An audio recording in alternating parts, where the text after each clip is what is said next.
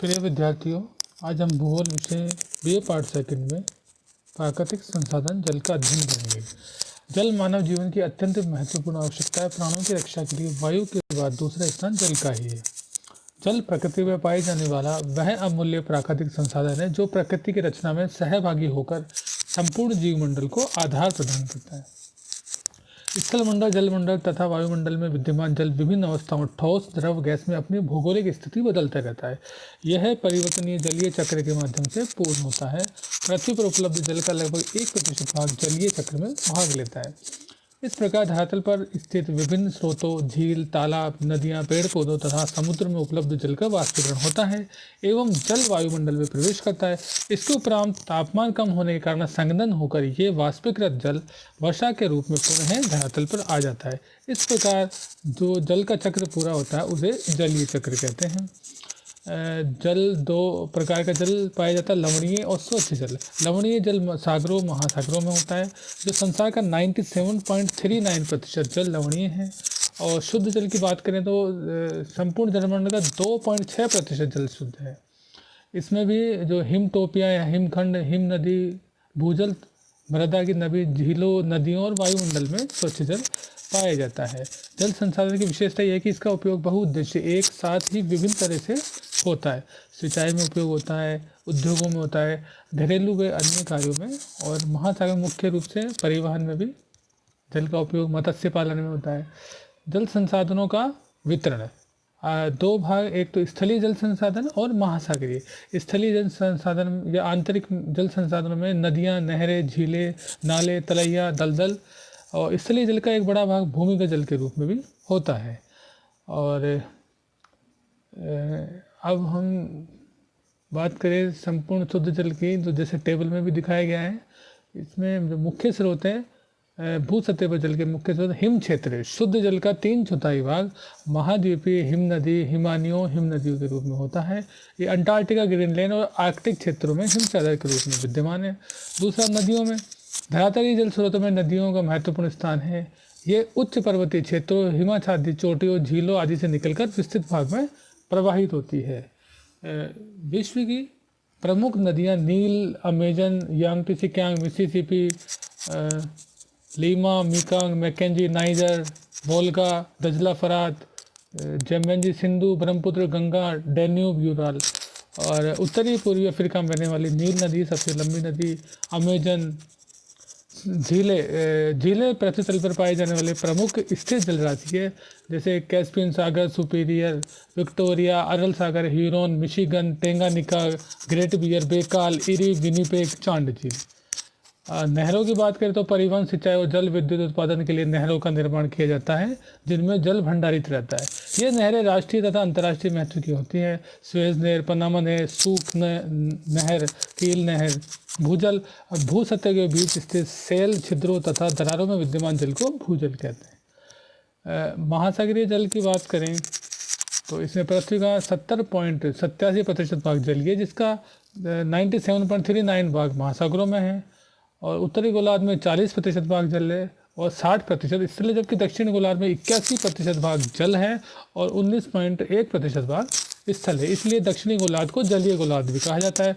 महासागरों में सबसे बड़ा प्रशांत महासागर है, जिसमें विश्व का 46.91% जलीय भाग है, जबकि अटलांटिक में 23.38 और हिंद महासागर में 20.87 है। तीनों महासागरों का जल अलवणीय है, यानी कि खारा जल है।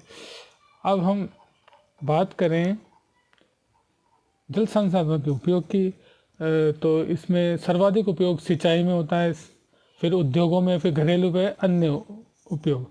सिंचाई में जल का सर्वाधिक उपयोग सिंचाई में किया जाता है। विश्व का 1/4 भाग ऐसी शुष्क दशाओं वाला है जो पूर्णतः सिंचाई पर निर्भर करता है।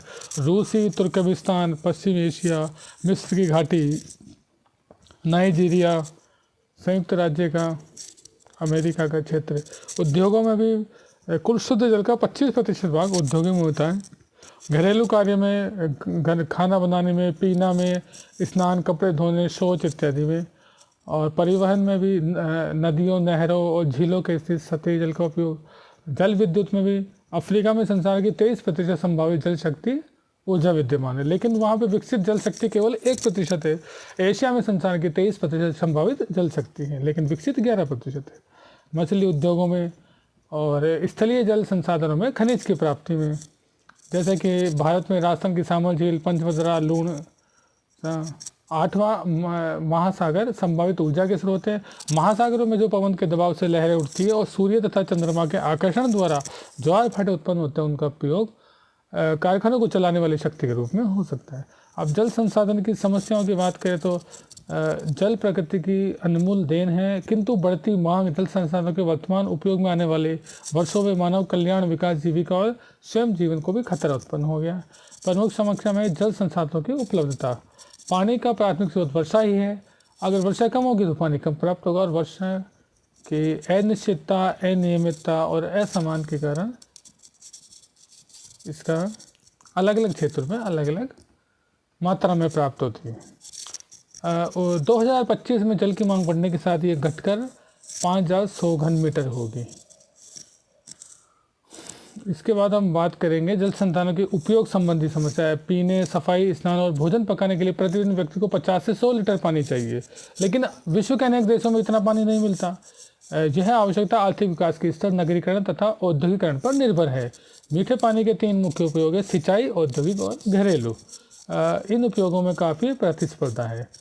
यूरोप तथा संयुक्त राज्य अमेरिका में आधे से अधिक पानी का उपयोग उद्योगों में किया जाता है, फलते वहाँ कृषि तथा घरेलू उपयोग के लिए पानी की समस्या रहती है। जबकि भारत में 84% सिंचाई में किया जाता है, और हाल में कुओं और नलकूपों में भी सिंचाई में काफ़ी काम हुआ है, और भूजल स्तर काफ़ी गिरा है। जल की गुणवत्ता संबंधी समस्या। जल के प्रदूषण मुख्य रूप से घरेलू अपशिष्ट जल, औद्योगिक अपशिष्ट जल, गंदे द्रव की निकासी, खेत का बहता पानी है। हमारा 3/4 धरातलीय जल प्रदूषित है लगभग। जल संसाधनों के संरक्षण की बात करें तो एली के अनुसार वर्तमान पीढ़ी के लिए त्याग ही संरक्षण है। वर्तमान समय में जनसंख्या वृद्धि, उद्योग का तेजी से विकास तथा शिक्षित भूमि के विस्तार के कारण जल संसाधनों का शोषण तीव्र गति से हुआ है। संसार में जल का प्रति व्यक्ति प्रतिदिन औसत उपभोग ग्रामीण क्षेत्रों में 50 लीटर तथा नगरों में 150 लीटर तक रहता है। विकसित देशों में अधिक जल का उपयोग होता है, जैसे मास्को में प्रतिदिन प्रति व्यक्ति 600 लीटर जल का प्रयोग किया जाता है। तो हम जल संरक्षण के विभिन्न उपायों की बात कर लेते हैं। नवीन तकनीकों का उपयोग कर जल की उपलब्धता बढ़ाना, उसे साफ करना तथा उसकी क्षति को कम करना। जल प्रबंधन के लिए प्रशिक्षित तकनीकी तथा प्रशासनिक कर्मचारियों का स्थानीय से लेकर राष्ट्रीय स्तर पर स्थापना। भूमिगत जल, सतही जल का संयुक्त उपयोग, जल संपर्क, उपागम तथा वर्षा जल एकत्रण की विधियों अपनाना। सिंचाई की उन्नत विधि का उपयोग, सिंचाई जल की दक्षता बढ़ाना। जल संरक्षण का बहुउद्देश्य होना, एक नदी बेसिन से अन्य नदी बेसिन में जल का स्थानांतरण। उद्योगों में कम पानी वाली तकनीक का उपयोग, शहरी अपशिष्ट जल को संशोधित कर पुनः उपयोग करना, और पारंपरिक जल स्रोतों को पुनर्जीवित करना। जल के दुरुपयोग पर विधिक नियंत्रण। Thank you.